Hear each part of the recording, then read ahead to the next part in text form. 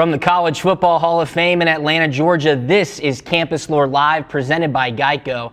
15 minutes could save you 15% or more on car insurance.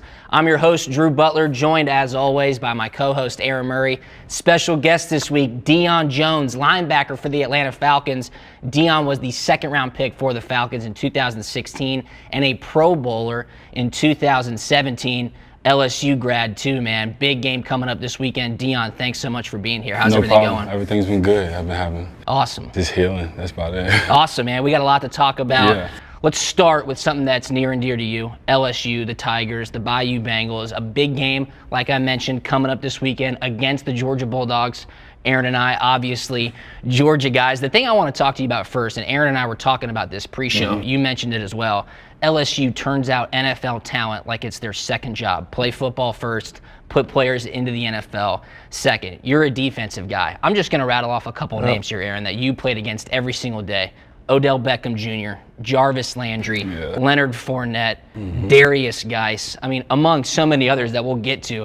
What's it like playing against those guys in practice every day? It's fun. It's really fun just to see those guys, go to work every day and progress and come up with their own style of ball, and we just have fun with it. It's crazy. Who would be the one person that you played against in practice, maybe when they were younger or maybe when you were younger and you saw them and you thought to yourself, this guy's going to have a long career in the NFL? Oh, man. From like young too? Yeah, I mean, whatever. I mean, at practice, you see this guy shine. Odell day one, just mossing people with one hand. I'm going to tell y'all something that's crazy. Legit. Leonard. I played against Leonard in park ball, in high school, and practiced against him in college, and then now he's in the NFL. So were you surprised that he got to the NFL, or did you know from when you guys were kids? Like from when we were kids. Makes total sense. Aaron, I mean, you played against those guys too. One of your best games in college was 2013. You beat LSU in Sanford Stadium in Athens. And again, you look down the roster, there's so many guys who are in the NFL from that team, not only on the Georgia side, but especially the LSU side. It's crazy. Oh, it's incredible. I mean, you named them all. I mean, Jarvis and Odell stick out to me. I mean, two of the best receivers in the game now. And just remember that kickoff. It was just a kickoff, and touchback. Odell catches it with one hand behind his back. And I'm just like, are you kidding me right now? That was an 80-yard ball in the air. It's coming end over end, and he catches it with one hand. And then I actually had the chance to train with them both in the offseason, Odell and Jarvis, pre-draft. And I remember playing a little pickup basketball, and I'm not going to play one because I'm not very good at basketball, and two, because I'm just coming off an ACL. And they were playing, and I'm talking about they were just throwing up things off the backboard, dunking it, reverse, through the legs. I'm just like, they're just incredible athletes. I mean, yes, they're great football players, but I think if you give them a baseball bat, a soccer ball, a football, a frisbee, and say, go have fun, your eyes would be just, wow. Like, they are phenomenal. But that game was fun, though. I mean, it came down to the wire, offense versus offense. Not a lot of defense that day. I think it was 44-41, I believe. Yeah, I mean, I played with Tyrann Mathieu in Arizona and obviously played against him while we were at Georgia and he was at LSU. He would have been the NFL Defensive Player of the Year in 2015 if he didn't get hurt. He was having such a phenomenal year. One of the most naturally gifted athletes I've ever seen. And I always tell people, if Tyrann would have asked me to teach him how to punt, I would have had to say no because he would probably have been better than me in like 2 days. That's a fact. Also, another fun fact, when you are a punter in the SEC, you go against some of the top talent week after week, guys like Dionne rushing you, and then having to kick to a guy like the Honey Badger. That did not necessarily go well for me in the 2011 SEC championship game. But when they he dropped it early. He did drop it early. He dropped it early. That was not a touchdown. The Honey Badger dropped it the one. But guess who they put in when they took Honey Badger out in the third quarter? Guess who they put in to give Honey Badger a rest as punt return? No idea. Odell Beckham Jr. That's just the kind of talent LSU has, and Georgia better get ready to go this weekend as they head down to Baton Rouge. Now, Deion, you're from New Orleans. Obviously, Baton Rouge just a couple, I think an hour and a half about outside of New Orleans. What's it like Some people make it 45. Yeah, some people make it 45. I'm sure you would as well. What's it like being from New Orleans and then having the experience that you had at LSU as such a star? Oh, man, it was dope. Just being an LSU fan growing up and watching guys like Chad Jones, you know what I'm saying? Just growing up watching all those guys put on those colors and pretty much just kill it out there. Yeah. Is that the Like, school that you always wanted to go I to always growing up? wanted to go to LSU. And when my offer finally came around, I had to take it. Did they offer you early, or did you have to work for it? I had to work for it. It was worth it. That's awesome. That's awesome. You had a great career. You were a Butkus Award finalist as a senior, a huge honor. That, of course, is the Yeah, that was best dope. defensive player in college football. What would you credit that success to as your time at LSU? Just basically just putting in work the whole time I've been there. I had the opportunity to learn from a lot of guys like Lamine, being behind Lamine Barrow, and then playing behind Quan for a little bit, and just being in that room with all those guys like Kendall Beckwith. All those guys just in the same room, growing together and picking up different parts of each other game and just grinding together. Who would you say your biggest influence at LSU was during your time there? I could say Quan. I could say he the one who made me start using my hands, because he used to use his hands. I wasn't trying to use my hands at one point. Now, you had Coach O there as a defensive assistant, and now, of course, Ed Orgeron, Aaron, is the head coach at LSU, having some success early. I mean, they were one of the hottest teams to start out this year. They, of course, lost to Florida this past weekend. We'll get into that in a bit. Do we have to? We of course have to. Cool. We got you here. How is he as an assistant, and how are you viewing him as a head coach right now? When I was there, he was always trying to find out a way to help on defense. Coach Steele was the defensive coordinator then, and he was doing real good with the D-line. He was working them, making them get after it, and pretty much just driving them to be the best they can be. And he also did that for the whole defense. And him as a head coach, I can only imagine he's doing the same thing. That's awesome. That's awesome. Now, you have a nickname here in Atlanta. We all follow the Falcons, of course, and people call you Debo. Yeah. If you don't know where Debo comes from, you got to watch the movie Friday, all-time classic. I hope you've seen it, Aaron. I played with the real Debo, though, okay? James Harrison, legendary linebacker for the Pittsburgh Steelers. So I have one question for you. Would you square up with James Harrison and fight him for the nickname rights to Debo? I mean, if it came to it. I love it. So you like the nickname Debo? Yeah. All right, cool. But it's not from Friday. My dad's favorite two football players were Deion Sanders and Bo Jackson. So he just kind of threw that together. How about that? There you Deion go. Sanders, Bo Jackson, not a too bad shabby. combo. So Deion Sanders, obviously drafted by the Atlanta Falcons as well. That's a pretty Yeah. special deal right there. Have you Yeah. talked to Deion since you've been a Falcon? Not yet.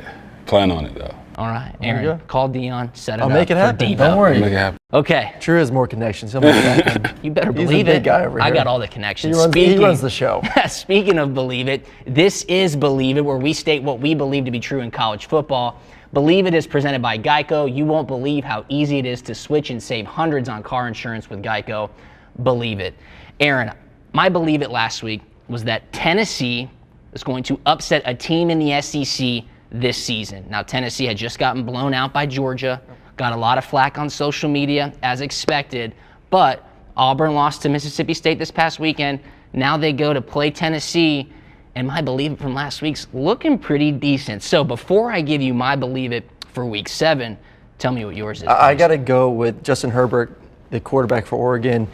When the lights are brightest, we saw it a couple weeks ago versus Stanford at home, he balled out. And he's done it all season long. I mean, 15 touchdowns. He's done a tremendous job.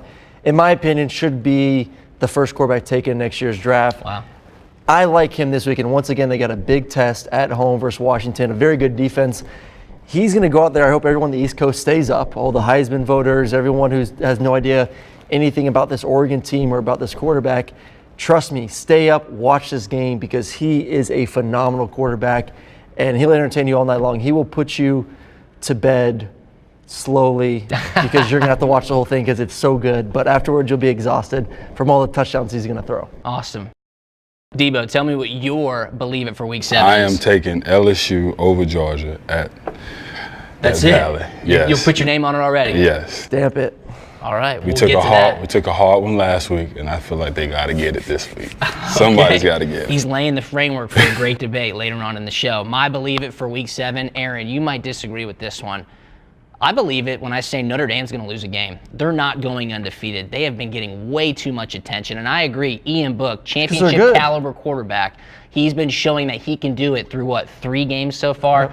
3 games is not a big enough sample size for me. They've got a couple of tougher games later on in the season. Watch out for Pittsburgh this weekend. Historically, Pitt plays Notre Dame tough. I know it's in South Bend. but Notre Dame will lose a game in 2018, then we won't even have to worry about them in that college football playoff talk. Speaking of the college football playoff, let's recap what happened last week, and a lot went down, especially inside the top 10. Big losses, Aaron. Auburn lost to Mississippi State in ugly fashion. Oklahoma lost the Red River Shootout to Texas. And Dionne, LSU took the L against Florida. Aaron, what's the most damaging loss in a team that's going to have the toughest time getting back from that? I got to go with Oklahoma. Right now, just the way the playoffs are built, obviously you got to say the SEC is going to be in. At the end of the day, SEC is going to be in. I disagree with you. I think Notre Dame, based on their schedule, and yes, they have some tough games ahead of them. I like Notre Dame getting in. I think a Big Ten team's going to get in. And then I know Clemson is kind of back and forth, but they're still undefeated, and they should win the ACC. So I think this puts a huge damper on the Big 12 and who's going to get in there. So I think that hurt Oklahoma's chances. I mean, to lose to Texas, they still got to play West Virginia, and then they probably have to play Texas once again in the championship game.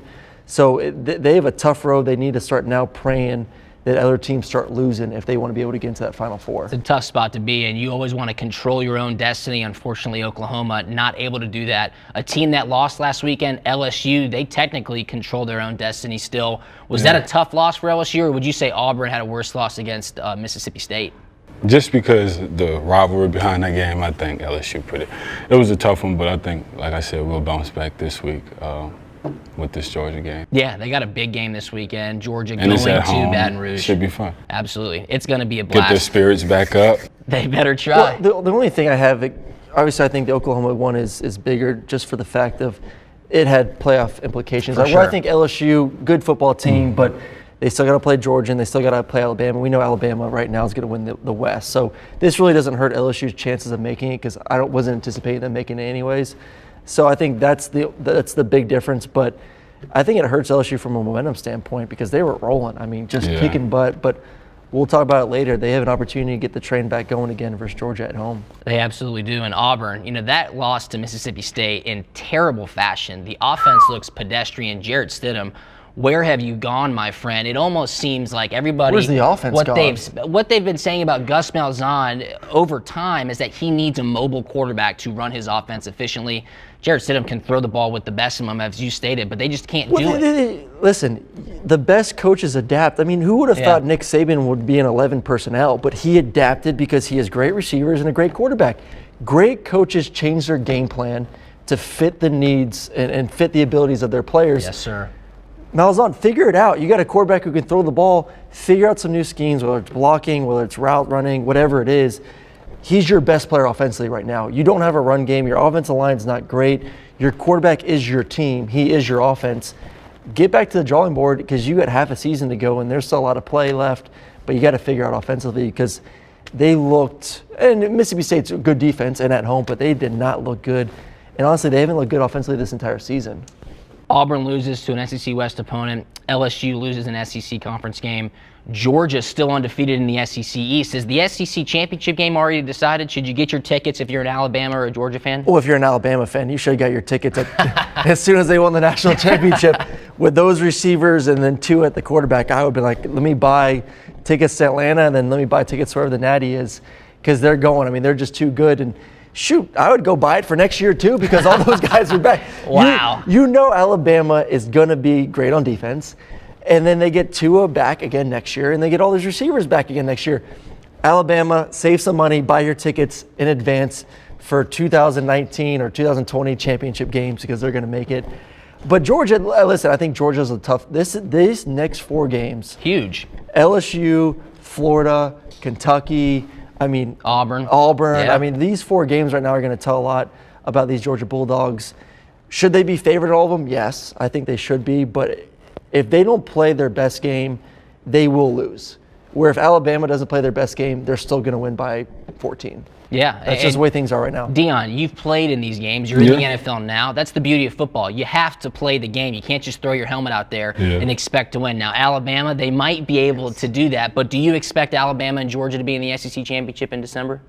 We'll have to see. We have to see what them Tigers going to do, man. All right. LSU would have to play very, very good football, upset Georgia, and upset Alabama, among some other big-time wins as well. But let's talk about those Tigers. Last week, they traveled to Gainesville. They played a I wouldn't even call them hot, but they were a lukewarm Florida team, kind of finding their They way. beat Mississippi State. They had beaten Mississippi State. They brought everybody out for that game. They did what now? They had to bring everybody out for that game. They did. They brought everybody out. Tebow, Yeah, Tebow all was the there. shenanigans. Everybody out for that game. It was crazy. SEC Nation was there as well with ESPN, but Florida wins this game 27-19. They get a big stop. They force LSU to throw a turnover. Yeah, they did play a super good late game, in the though. game. What are your thoughts on this game? How can LSU bounce back? I feel like they've been doing a pretty good job, this season, and they've been progressing, especially on offense and playing good ball on defense. I just think they just got to keep doing what they've been doing and don't stray away from the process. They've been playing real good ball lately. As a defensive leader in the locker room, what would you tell those guys to get ready for a huge conference game coming up this weekend? Bear down, because it's going to be a hitting game. It's an SEC game, and it's an East-West clash, and it should be fun. There's no doubt, Aaron, and you've been a part of these games as well. On the offensive side of the ball, you've got to get things going. You've got to be efficient, get first downs, protect the football. Oh, and that's the issue for LSU right now. Joe Burrow, everyone was hopping on the train. He had a good week 2 weeks ago. This is still a inexperienced offense, the running back position, quarterback position. And in my opinion, it's still not a very good offensive team. And they were exposed against Florida. Yes, they had a great first drive. They were able to go down the field. But can you do that every single quarter, week in and week out against SEC defenses? And Florida's a great defense. Florida's a top 5 defense in the SEC. Now you got to turn around and play another top 5 team, maybe top number 2 defense in the SEC right now. It's tough sledding, and he's learning right now that it's every single week you got to bring it. You can't take a week off. I still don't think Burrow's good enough right now. He's flashed. Listen to me, the way he throws a football, I like his ability. I think he could be good with a year under his belt, possibly next season. But right now, I just don't think he has the weapons. I don't think he has the offensive mind, the schemes, and he just hasn't had the time playing SEC ball to really go out there and make that team competitive offensively. It's going to be tough for LSU to bounce back because Georgia's a team that manages the clock, protects the football, and LSU very opportunistic throughout those big-time wins in the first half of the season. They're going to need some magic, and maybe they'll get it. Who knows? We'll talk about that in a bit. A team that did get some magic last week was Texas. In the Red River Shootout, they beat Oklahoma 48-45. Dicker, the kicker, kicks a 40-yarder to win the game. Did you buy the shirt yet? I think I should. This I kid think is you a need the true Dicker the freshman. Kicker shirt. He nails a 40-yarder from the left hash right down the pipes, and now he's a hero. I stated it. I hope he doesn't have a girlfriend because he probably would have had some fun last Saturday night for sure. But Tom Herman gets a huge win. This is kind of a running joke now, but is Texas back finally? I don't know. It's hard because it's easy to get up for a rivalry game. It's easy when it's a neutral site like that. There's a lot of emotions in the game. I mean, let's remember here, this team lost to Maryland. This team almost lost to Tulsa. Yeah. I mean, they were up and almost blew a lead to Tulsa, Tulsa's not a very good team, guys. Trust me, I've been and I've covered one of their games. That is not a good Tulsa team. Almost lost that one. So are they getting better? Yes. Was this a huge win for them? Heck yeah. I mean, that's a gigantic win to beat Oklahoma, an Oklahoma team that was, half away from playing for the national championship last season. So I think that's big for this team. I think they've gotten better and better and better. But it starts with the quarterback, just like every team. Sam Ehlinger was absolutely phenomenal. I mean, his story, the way he played, 5 touchdowns on the ground. But it was an exciting game, like you said. I was watching like 3 games at the time in my hotel room getting ready for my game. And they were up by 21 points. I kind of just wasn't really paying attention to it too much, doing my notes, and I look up and all of a sudden it's a 7-point game. Yeah. And Oklahoma's driving. And that just shows you Kyler Murray, though. I mean, how special of a player he is to be able to be down 21, that type of game, and to bring him back and tie it. I mean, he's phenomenal. I mean, he still should be at the top 3 of anyone looking for a Heisman coming into the season. Kyler Murray, a dynamic quarterback, obviously in the Heisman talk right now. Aaron just mentioned it. Texas was up 21 points heading into the fourth quarter. Oklahoma ties it. Texas wins with a walk-off field goal. As a linebacker and as a mobile and agile linebacker, what's it like going against a playmaker like Kyler Murray? You'd probably first think Michael Vick-esque, but then you'd think of like the Cam Newtons that you have to play against. Yeah, I like the way that he always finding a way to extend the play. The games I watch, he uses his feet to extend the play, and it's kind of hard, in coverage, because when the guys like that, he's usually in sync with his, receivers, and they usually, keep working to get open, and they pretty much have a scheme together. So I can only imagine It's pretty tough, especially with him extending the play. Yeah, he extends the play with the best of them, Aaron, and his stat line last week, again, just proves that he is one of the top quarterbacks in all of America. Speaking of top quarterbacks, one of your favorites now, a new favorite, Ian Book at Notre Dame. Notre Dame gets a big road win against Virginia Tech. Now, I know Virginia Tech didn't have their starting quarterback, Josh Jackson, still out with a broken leg, but enter Sandman, night game in Plattsburgh. Ian Book took care of business past that first big test. Are there any potential slip-ups for Notre Dame on this schedule? Because I think there are. Oh, there definitely are. I mean, listen, anyone who's not Alabama has to bring their best each and every week. Yeah. Or there could be possible slip-ups. I mean, shoot, they got to play Navy, a triple option Navy. For sure. And preparing for the triple option in only a week is a tall task for a defense. So you're talking about trying to stop it. Then you're talking about an offense who's not used to only getting the ball about 25 minutes a game. So that's going to be a little bit difficult for them. And then they got FSU, Syracuse, who's a good team. Who could beat you if you don't bring your best. I mean, we saw Syracuse last year beat Clemson and then play Clemson pretty tight this season. And then they finish the year off at USC, Southern Cal. Which is a great rivalry in college football. Do I think they can win those games? Yes. If they play Notre Dame football, which we've seen these past 3 weeks, they should win those games. If they don't, though, they can easily lose one of those games. And like you said, they are out at that point. Which is unfortunate, but that's because they don't have a championship game. Absolutely. Let's talk about some of the best players from Week 6. We saw some guys flash, put up humongous stat lines, and I'll just tell you mine right off the bat. I think I'm having a love affair with Tua Tagovailoa. This guy's statistics every single week you pick someone else? Are just crazy. He was 10 of 13, so that means he probably played, quarter and a half. Crazy. 10 of 13, 334 yards, and 4 touchdowns. This dude had more touchdowns than incompletions, Dionne. He does it every single week. He's my player of the week for Week 6. What about you? Why don't you pick someone who actually played a tough game and actually had to play 4 quarters? I can't. That's hard to do on air. He just takes the easy route. That's hard to do in Pascal. It is hard. I'll tell you what, that's hard to do on a Friday practice. I got Sam Ehlinger from Texas. I mean, that moment, and I love that you're watching the game and it showed him as like a little kid in the backyard. And so cool. He has his Texas gear and he's like, I'm the next Texas great. I mean, the kid's like 2 years old. And that game against Oklahoma, he played phenomenal. I mean, not only passing the ball, but anytime they're inside the five-yard line, you know he was going to get it. Oklahoma knew he was going to get it, and he ran in for a touchdown 3 times. I mean, 5 total touchdowns in that game. I got him. I know Tua was phenomenal. Trust me, I think Tua is the best quarterback right now in all of college football. But his performance in the rivalry game, I think that was the best of the weekend. Deion, what about a ground performance from a guy like Jonathan Taylor at Wisconsin? He had 221 rushing yards with 3 touchdowns. As a defensive player, I mean, are you going to win that football game if you allow a rusher to go over 203 TDs? Nah, there's not a good chance that you're going to win with that, man. I don't even know what to say. Yeah. Who was the best running back that you played against in the SEC or even in all of college football?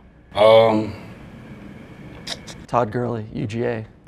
See, I didn't really play that much that game, but he was. I heard one of the snaps I was in, he said, y'all better start tackling. Derrick Henry at Alabama. Yeah, Derrick Henry, he was a big boy. Absolutely, and I know for a fact one of your last college football game was the Texas Bowl against Texas Tech. Yeah. And the quarterback, Pat Mahomes. I mean, when you were in that game, do you envision Pat Mahomes as a guy who can just light the NFL on fire through 5 games? The way he extended the play, I mean, yeah, I figured he'd be all right in the NFL, but not the way he turned out to be. So it's mad love to him. He worked hard and, made it happen. He's good, though. Speaking of mad love, Drew Brees last night breaks the NFL all-time record, passing yards and touchdowns, or almost 500 touchdowns. You're a New Orleans guy. What does Drew Brees mean to you, especially now that you're a Falcon? Drew, he means a lot to the city. I mean, growing up, my family's been rooting for Drew for years, and me being a Saints supporter at one point. At one point. At one point. Not those 2 times you face him every year. Yeah, I know. It makes it harder. But, that's, like I said, congratulations. Absolutely. To Drew, Aaron got a lot of comparisons to Drew Brees when he was coming out heading to the NFL. So who's taller, Aaron or Drew? I'm taller. Oh, I've been with Drew a couple times. How tall do you say you are? I'm 6'1". Okay, 6'1". I don't know if you saw though so I covered Colorado State this past weekend, and Coach Bobo, head coach, was my OC and quarterback coach, and they did a little scouting report. CBS called, and it was really sketchy because my producer's on with just my play-by-play guy, and he's smiling. I'm like, what are they saying? Like, there's something on me? Like, what's going on here? And all of a sudden, Aaron Murray's bio or Aaron Murray's, game breakdown from Coach Bobo. It was like, works really hard, got better every year. And then the negatives, wears too much gel in his hair and lied about his height was the number 2 negative. That's great. And I'm just looking across the field at Bobo, just wanted to give him the finger. Big win for them, though, right? Big win for them, though. They needed it. They were only 1 win on the season.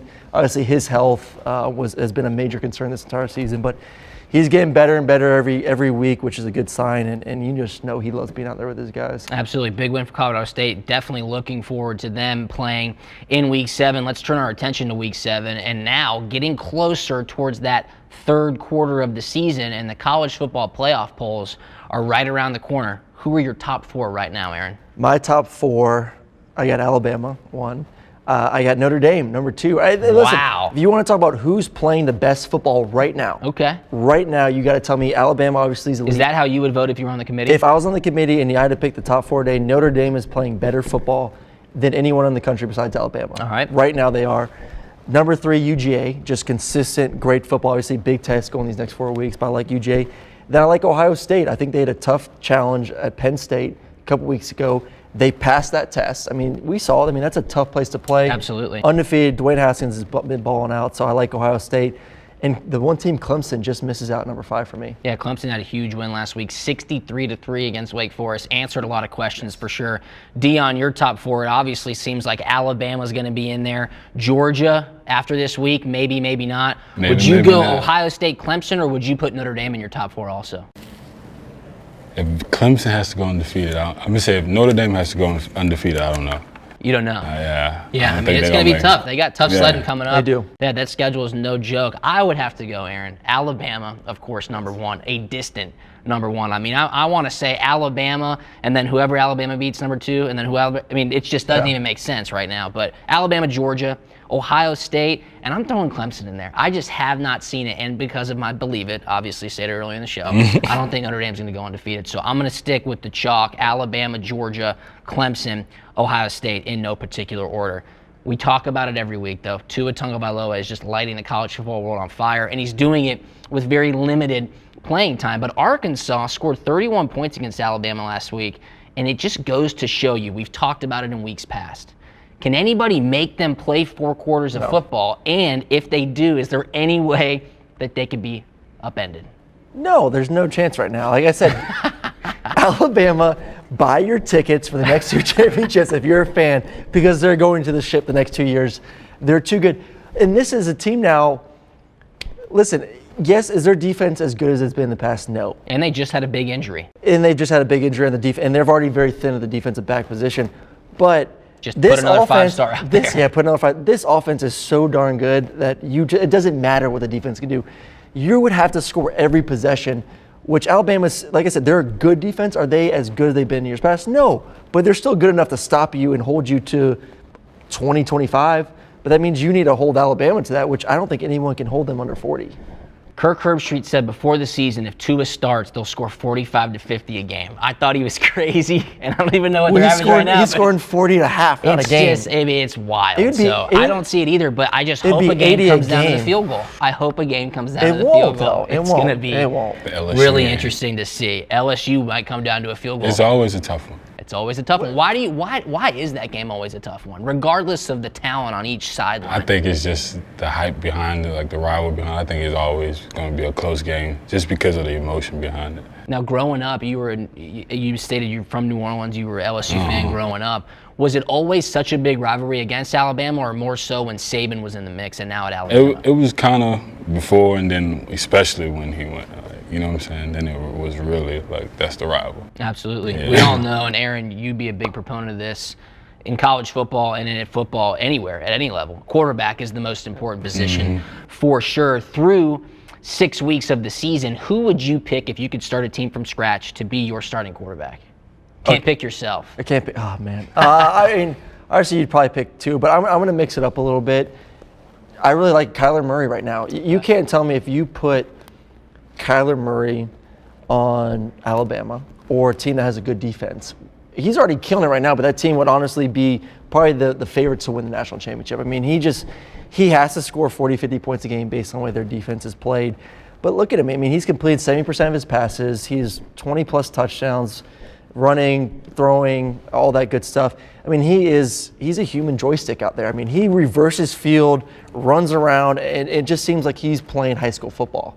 I mean, I used to do that in high school. I know it's hard to believe. Pull the tapes but up. I will pull the tapes. I used to do a little whirly bird in the backfield. There you go. And guys were falling. Maybe that was on Madden in high school. I don't know. But he is unbelievable. He's a great player. So if I had to start a team, like I said, his ability to throw the football and then the dynamic of running the football, especially in college, is huge, huge, huge for quarterbacks.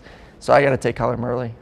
Who would you take, Dionne? Would you even wade into the waters and say Tua Tagovailoa would be your pick? Obviously, you're an LSU guy.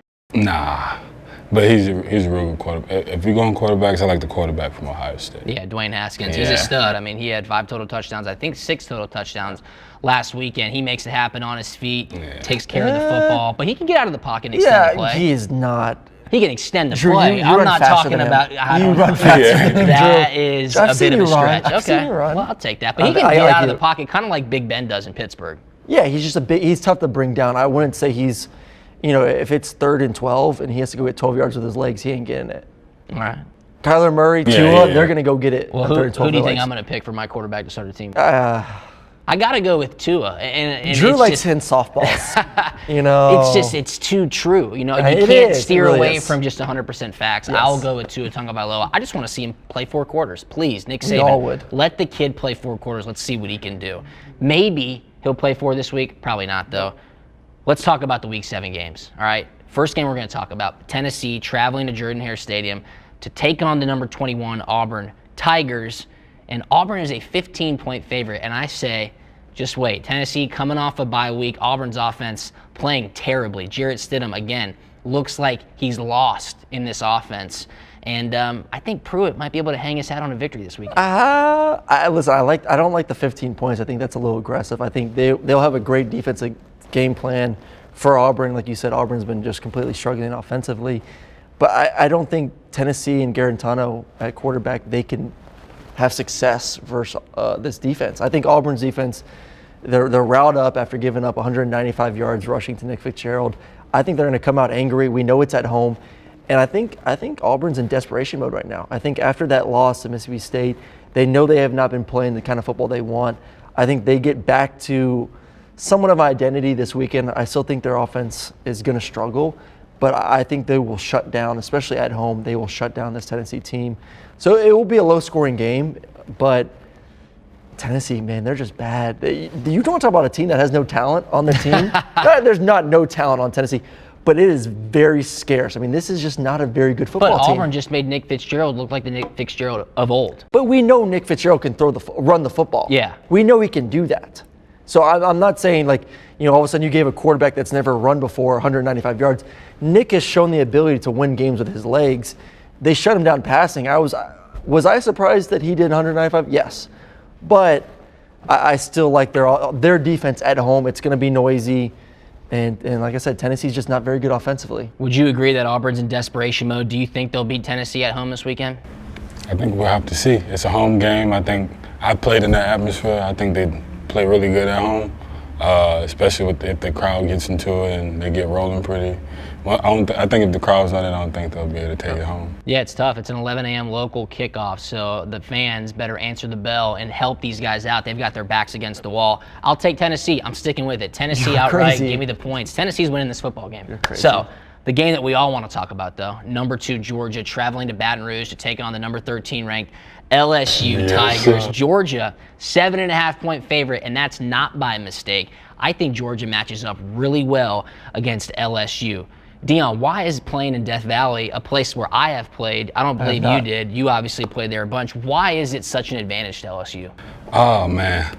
Just the atmosphere of Death Valley, when the fans get into it, the tailgating before, the whole experience is just one that you got to experience for yourself. Everybody talks about the night game atmosphere. Is Oh, it really yeah. that big of a It's difference from all 3:30? day. It's all day. It's an all-day thing until the game. So you would say The that game playing just at 8 tops p.m. off the whole day. You'd say playing at 8 p.m. is definitely a bigger advantage than that 3:30 game? Yeah. What about you, That's a Aaron? huge. I think But it'd it be is tough on going to be people. hot, though. Yeah, It's gonna be gonna hot. be There's hot. no It's doubt gonna be about that. muggy, but they're not going to be as rowdy as an 8 o'clock. I mean, you give some of those guys some time to get even like 5 or more drinks in them. No doubt, 5 or more. Yeah, maybe more. Talking about LSU fans. That 3:30, Georgia better be happy because they got to be in the gates at what, like 1:32. Yes. So that cuts off a good amount of drinking time. So that's key for Georgia right now in this game. Why? Is the timing. Tell me why you think Georgia's such a favorite, though. 7.5 points. People in the Georgia fan base are not exactly ecstatic with how Georgia's playing right now. To that I say, why are we complaining, right? They beat Missouri, a good team, by 14 on the road. They beat Tennessee by 26. You know why? They beat Vanderbilt by 28. Why are we not talking about Georgia? Because one of the best teams?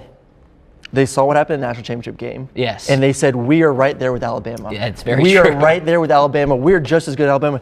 And now they look at it this season and are like, no, we're not. Well, nobody is. But that's what I'm saying, though.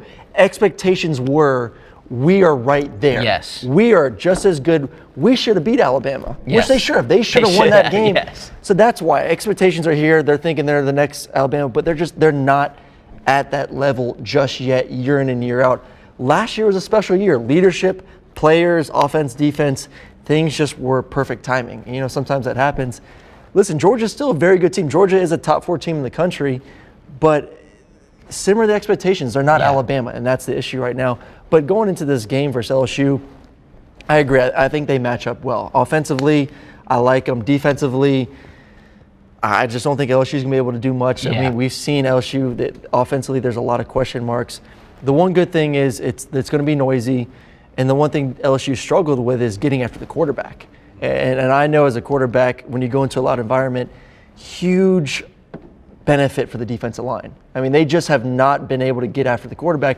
Now all of a sudden they're going to have a first step. They're going to have the ability to get off the line of scrimmage a little bit faster. So if they can create pressure on Jake Fromm and see if they can cause him to make a couple mistakes early in that game, like you said, get the crowd involved, get the crowd energized, I think that can keep them in this football game. Because offensively, like I said, I think they're going to struggle versus Georgia's defense. One of the best players in the nation and arguably the best corner in all of college football is Greedy Williams. And you look at a guy like Mecole Hardman on Georgia who could really shine in this game. Now, Georgia also has Terry Godwin back playing well. Yeah. Greedy, do you keep him on the outside or do you match him up with Mecole if Mecole rolls into the slot?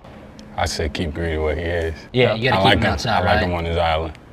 I think the name to watch this weekend, Aaron and Dionne, is Mecole Hardman. If they can get him away from Greedy, match him up maybe against a linebacker or a safety, get him in space, that's going to be the guy to watch. That's the X factor for Georgia. I just don't know if LSU has a guy who can match up with him. But I like the tight ends too, though. I think this is a game where it's field possession, it's time of possession. So if you can just get first downs, and Georgia's actually these past couple of weeks have been utilizing the tight end more, which I love. Utilizing the tight end against a safety and a linebacker is such a great matchup, in my opinion. And Georgia has very talented tight ends, guys that can go catch the ball down the field. So just keep getting first downs. I mean, everyone loves shots, but when you play, like I said, in a loud environment, absolutely, the defense line is going to get a step. You're not going to have 3, 4, 5 seconds every time to throw the football down the field. It's about getting those 8-yard completions. It's about getting those 12-yard completions. Move the chain. And then just play field position. Be able to punt the ball and make LSU drive the ball 80 yards. Yeah. If LSU has to drive the ball 80 yards every single possession, Joe Burrow can't do there's it. no chance they win that football game. What does LSU have to do to win the game? I think we have to play good, solid defense. And like I said, Burrow just have to, do a good job managing the game and not getting any turnovers. And like I said, just play a crisp game, no mistake. All right, what's your pick? Tell us what's going to happen Saturday. I'm taking LSU. LSU. In Death Valley. In Death Valley. There you go. Aaron, what do you say? I think Georgia all day. It's just, you look at it, they're just a more complete football team right now than LSU. I'd have to agree with you as well, Aaron. Georgia's going to win this game, and they'll probably win by 2 touchdowns. I'm going to double up against me? That's I really crazy. think so. Yeah, I got to go against my man Deion here. Man. But even if Georgia, say, gets stopped, first 2 possessions, 3 and out, punt the ball, like you said, play that field position game. Stick with what's worked. Don't throw Fields in there in a rowdy environment. Put Fromm in there, run the ball, move the chains. I don't think you're going to see much of Fields. I don't think so. I think you put Fromm, listen, they played South Carolina and he dominated. And that's another loud environment. So, listen, this is going to be louder and this is a better defense, but you got to go with a veteran in this game. A couple more top 25 matchups this weekend. One big one in the Pac-12. Number 7 Washington going to number 17 Oregon. You talked about Justin Herbert earlier in the show. Washington is a 3-point favorite on the road here. Can Oregon get another big win? Well, you want to talk about a loud, exciting environment. I mean, playing at Oregon is a tough place to play. And the issue with Washington is Jake Browning. I mean, he's made mistakes that I question. Like, he looks like a freshman. I mean, we've seen it. You were texting me the first game, like, he just threw one of the worst picks I've ever seen in my life. But he's done that a couple times this year where you're just shaking your head, like saying, this kid's played a lot of football and he's making mistakes like this is his first season. So I think he's trying to do too much. He realizes I don't have a lot of talent on the outside, which they don't. And I think that's hurting this team right now. But Washington, very good defensively. Oregon, okay defensively. But I just think Herbert at quarterback for Oregon, you've seen him all year, what he can do. It's at home. I like Oregon in this game. I think Oregon's going to surprise a lot of people with a big win. I don't even know if surprise is the right word. It's only a 3-point underdog. But I like Oregon, and I think he's going to take that next step into getting back into that conversation of being in the Heisman talk. Yeah, I'll take the home dog here as well. Oregon will win this game. They learned a tough lesson against Stanford at home on how not to close. They'll be able to finish this one against Washington. Dionne, what are your thoughts on this game between Washington and Oregon? I think y'all look like y'all know more than me. I have to go Oregon. All right, he's taking Oregon as well. I'm sorry. No worries. No worries. One more game that we're going to talk about. This is where College Game Day's heading this weekend. Number 15, Wisconsin, going to number 12, Michigan. Michigan is a 7.5-point favorite, so more than a touchdown. I was kind of surprised to see Michigan ranked number 12. They're just quiet, making their movement into the top 10. It's nothing. It's not sexy wins. I mean, they're going to have to play Ohio State eventually, and that could hinder Ohio State from getting into the playoffs. But Shea Patterson, listen, I know you weren't high on him, and I was early in the season. He has 10 touchdowns. I mean, he's playing well right now. It's going to come down to, because we know Wisconsin can run the ball. Jonathan Taylor he's a stud. I mean, he is an absolute stud back there. Hornibrook, man. I've been dogging Hornibrook for a year and a half now, quarterback Alex Hornibrook for Wisconsin. I just don't think he's very good, just to be honest. If I would rather you give the ball to Jonathan Taylor every single snap than give Alex Hornibrook the opportunity to throw the ball 15 to 20 times in the game. That's what it's going to come down to, because Michigan's very good at home, very good defensively. I like Michigan in this game. I think they're going to stack the box. They're going to say, we're going to stop Jonathan Taylor. If they can keep him from getting 100 yards rushing, which I think this Michigan defense can do, put the ball in Alex Hornibrook's hands.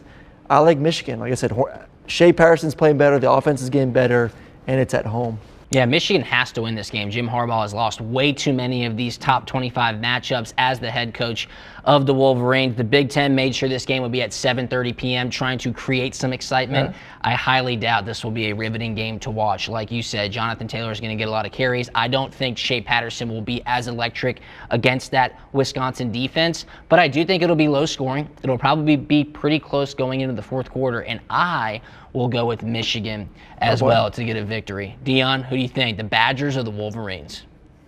My boy Dre is a Minnesota Badger, so I'm going against Wisconsin. There you go. All right, he is going with Michigan as well, so that's a clean sweep on the Michigan-Wisconsin game. Especially if you stop the run. I mean, that's pretty hard if you're one-dimensional. Absolutely. Stop the run, create one-dimension offenses, walk out with a W. Dionne, thanks so much for being our guest this week, man. That was a lot of fun. Aaron, as always, you the man. And for everybody here, thanks so much for joining us on Campus Lore Live. We are at the College Football Hall of Fame in Atlanta, Georgia. If you are in the area, come check it out. If you go to a Falcons game to see Dionne, swing by here on the weekend, get your college football action on. You will not regret it.